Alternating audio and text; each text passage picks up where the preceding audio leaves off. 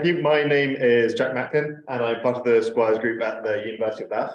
And as I said, I'll be talking about humidity-dependent self-assembly. So I'll split this into three main sections. Firstly, go into a bit about what self-assembly is, and then talk about what I've been doing in my project before looking at what I aim to do in the future and what else has been done in the field currently. So self-assembly, and specifically for lyotropic phases, is the spontaneous organization of particles or molecules in this case into complex structures. So in what we work with, we have amphiphilic molecules which form lyotropic phases. These amphiphilic molecules are split into two parts, one part that likes to be in contact with water and one part that doesn't like to be in contact. So when the hydrophilic part is in contact with water, the energy is minimized. So as we add more of these molecules to a system, they spontaneously self-organize into a phase.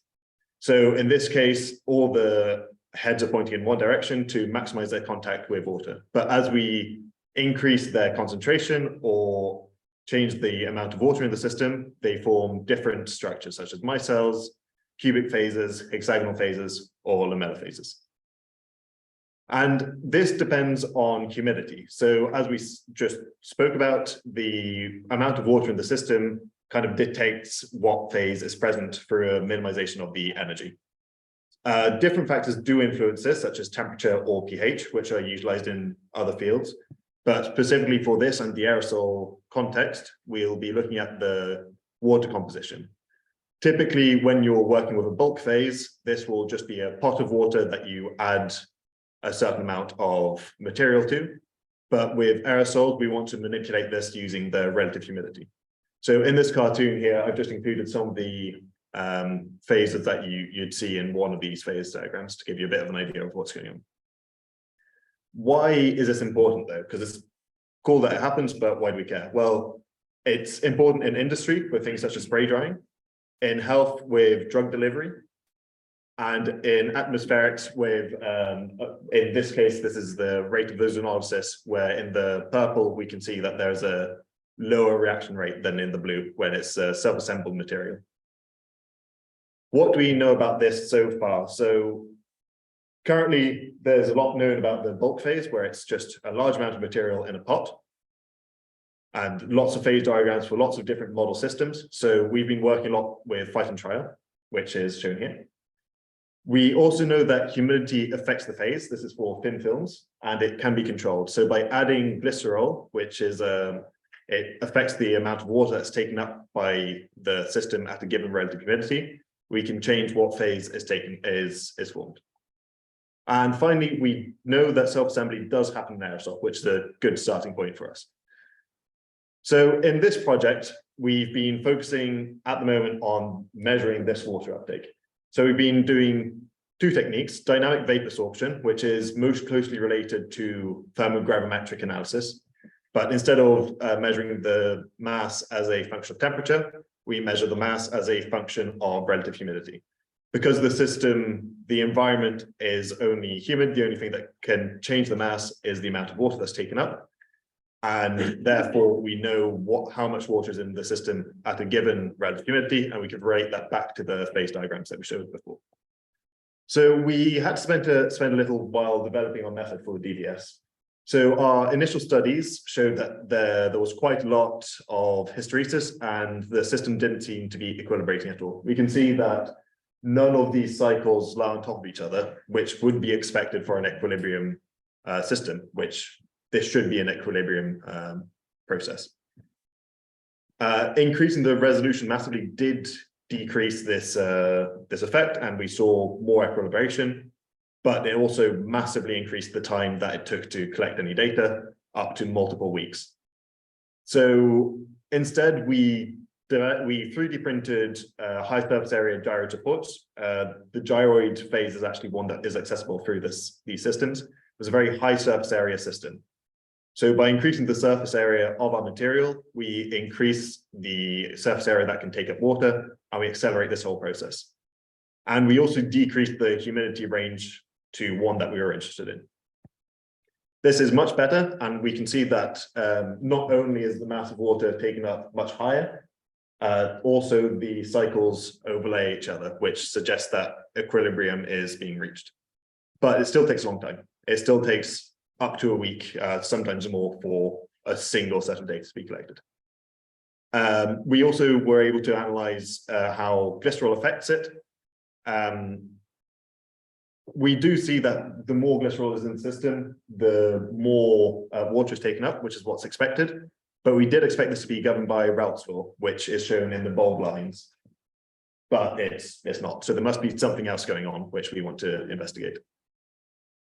With the quartz crystal microbalance, we want to move on to doing this. We haven't done any data collection with this yet, but this is our future plans.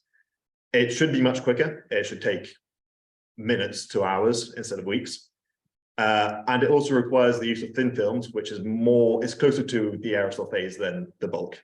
So that's a good step in the right direction. Doing this with viscoelastic phases such as these lyotropic phases that we have does introduce additional complication to the analysis, but it also provides an extra step where we can detect a phase change through the change in frequency of the quartz crystal microbalance.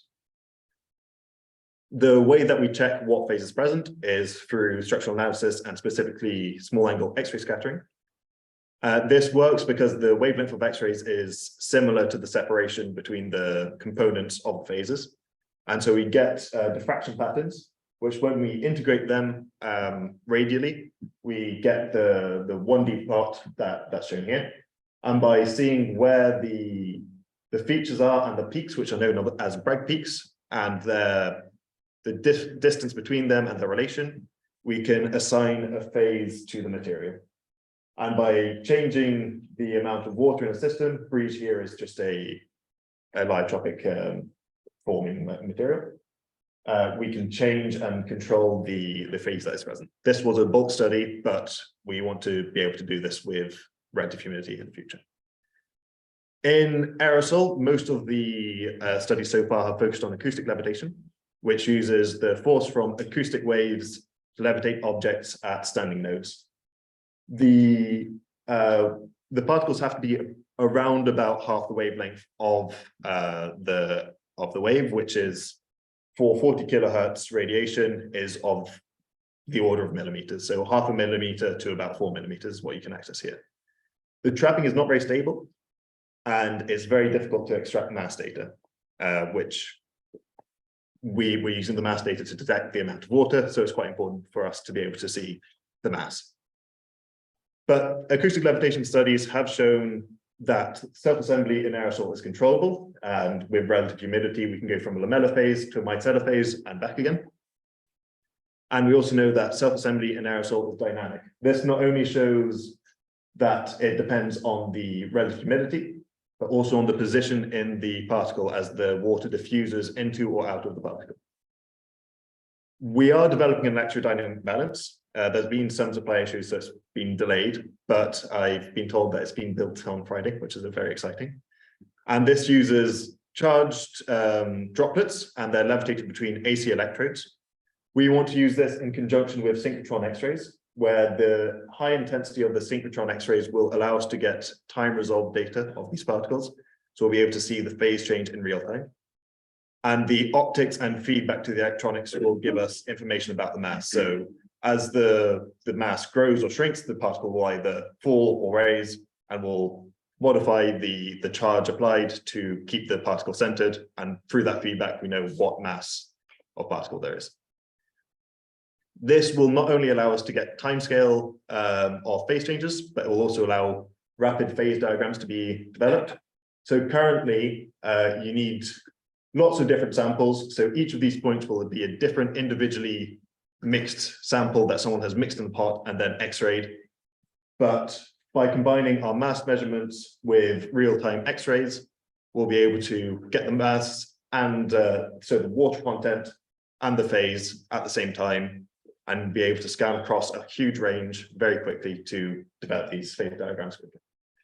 So I'll just leave you with the three main points. If anyone has any questions, I'd be very happy to do my best to answer.